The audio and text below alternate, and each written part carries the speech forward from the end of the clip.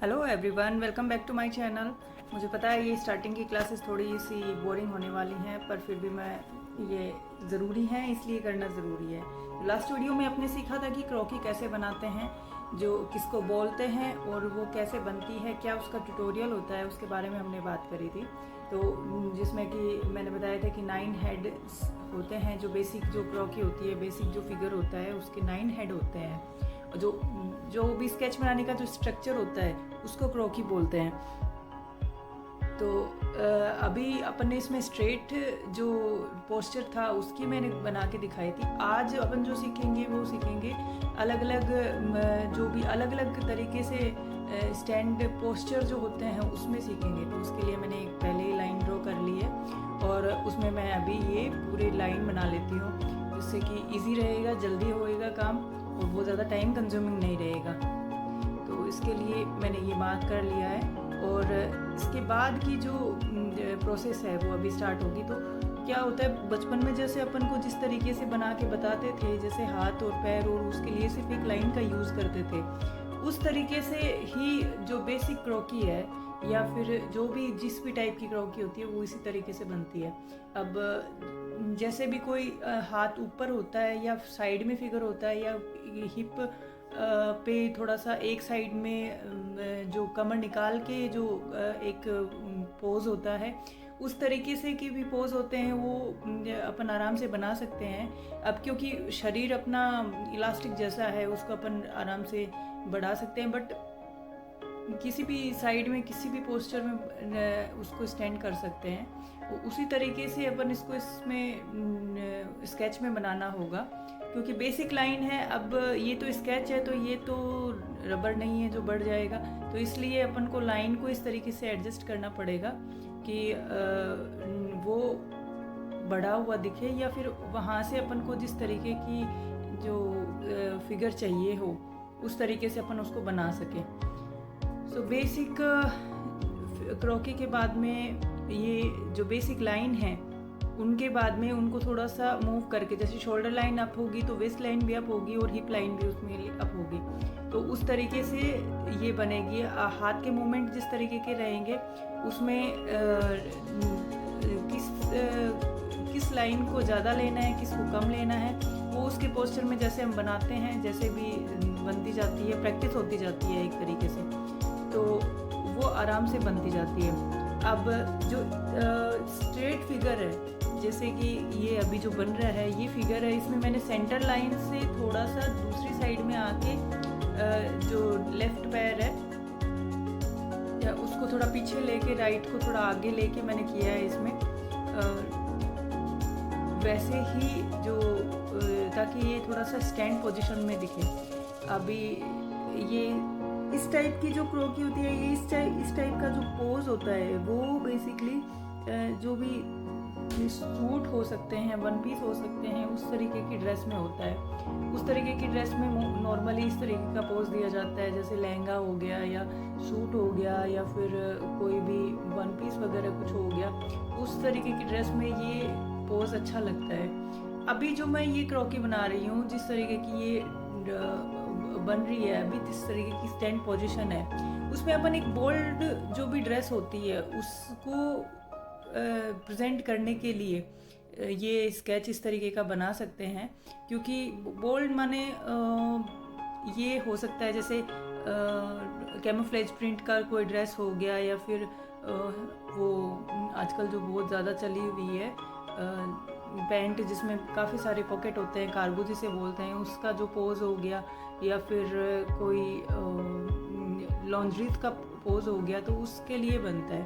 तो ऐसे जैसे ही प्रैक्टिस होने लग जाती है, रोज़ अपन प्रैक्टिस करते हैं, तो उससे अपन अलग अलग तरीके की क्रोकी बना सकते हैं, अलग अलग तरीके की जो फिगर है वो बना सकते हैं। उससे बस रेगुलर प्रैक्टिस की ज़रूरत है। मैं इस वीडियो को या फिर इस जो क्लास है इसको मैं बहुत ज़्यादा बड़ा नहीं करूँगी। जो पहले वाला वीडियो था उसमें मैंने बताया था कि कैसे बेसिक बनता है, कैसे उसका स्ट्रेट फिगर बनता है। आज मैंने बताया है कि इसमें शोल्डर लाइन होती है उसको किस तरीके से करते हैं, जो हिप लाइन होती है उसको किस तरीके से करते हैं, उसको बस आपको शोल्डर लाइन अगर चेंज करनी है तो उसको जैसे ही एक लाइन ऊपर होगी उसके अकॉर्डिंग बाकी लाइनें भी ऊपर रहेंगी। तो जैसे ही प्रैक्टिस हो जाती है हमें फिगर का पता चल जाता है कि किस तरीके से ये वॉकिंग में बनेगा, किस तरीके से ये फिगर बनने वाला है। और अभी ये जो कंटिन्यू वॉकिंग फिगर है, जैसे कोई रैंप वॉक का जो फिगर है या रैंप वॉक की जो मॉडल है वो किस तरीके से चलती है, उसके हाथों का मूवमेंट क्या रहता है, वो मैंने यहाँ पे बताया है कि एक हाथ क्योंकि स्ट्रेट बैक में होता है तो वो थोड़ा जैसे फ्रंट से जो भी फ़ोटो आती है उसमें वो पीछे वाला हाथ दिखता कम है, तो इसलिए मैंने हाथ को एकदम पीछे रखा है, फ्रंट को हाथ को आगे का मूवमेंट दिया है और पैरों को मैंने वॉकिंग जो भी चलने का जो भी प्रोसेस रहता है उसमें रखा है।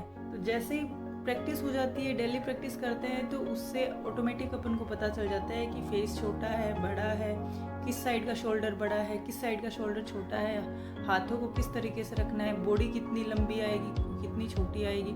इसी को अगर मैं बॉडी को बहुत बड़ा कर देती हूँ, पैर छोटे कर देती हूँ, हाथ लंबे कर देती हूँ, बहुत बुरा दिखेगा और उस पर कोई भी ड्रेस अपन सूट नहीं होगा, कोई भी ड्रेस अच्छा नहीं लगेगा। इस तरीके की जो क्रॉकी बनती है या इस तरीके का जो स्केच बनाते हैं कोई भी, तो उसके अंदर अपन को ये चीज़ ध्यान रखना ज़रूरी होता है कि अपना फिगर कितना है।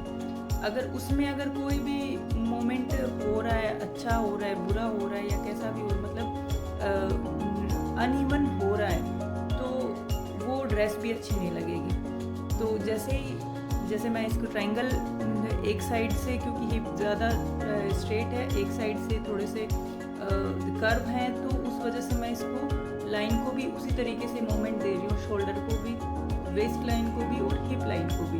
हाथों का मूवमेंट भी स्ट्रेट है पहले, उसके बाद में उसकी जो स्किन डिज़ाइन करते हैं वो इस तरीके से आती है। तो ये इस तरीके से बनेगी। और फेस का, इसमें जब भी फैशन का कोई भी स्केच बनाते हैं उसमें ज़रूरी नहीं होता है कि बहुत सारी डिटेलिंग अपन डालते हों कि भाई एकदम बारीकी से देखा जाता है या एकदम बारीकी से देखेंगे कि फेस कैसा बनेगा, इसके आईब्रो बने या नहीं बने हैं, इसका फेस बना है या लिप्स कैसे बने हैं, छोटे बड़े हैं कैसे भी हैं, वो चीज़ अपन को जो इस क्रॉकी बनाते हैं या फिर जो फैशन की जो ड्रेसेस होती हैं उनमें वो बहुत ज़्यादा मैटर नहीं करता है। वो मैटर करता है कि आप पर्टिकुलर स्केचिंग उसी तरीके की कर रहे हैं, उसी फेस की या उसकी स्केच बना रहे हैं, आर्ट बना रहे हैं, उसमें वो मैटर करता है। इसमें अपन क्योंकि ड्रेस बनाएंगे ऊपर, तो अपने ड्रेस का लुक अच्छा आना चाहिए। वो ज़रूरी नहीं होता कि अपन आँखें या नाक या हाथ या फिंगर्स सब एकदम स्ट्रेट हो, सही हो।